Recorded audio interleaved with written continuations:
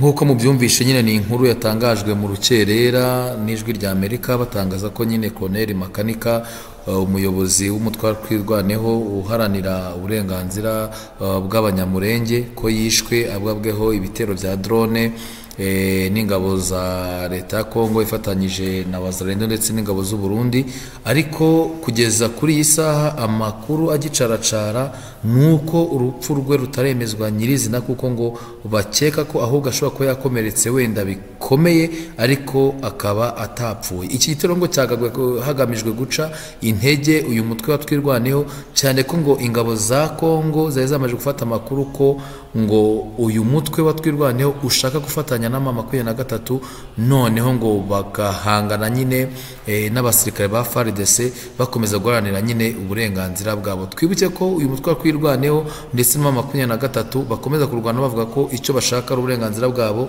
kugira uburenganzira ku gihugu nk'abanyekongo, bagakorerwa gukomeza kwitwa abantu babimukira bavuye mu bindi bihugu badafatwa nk'abakongomani.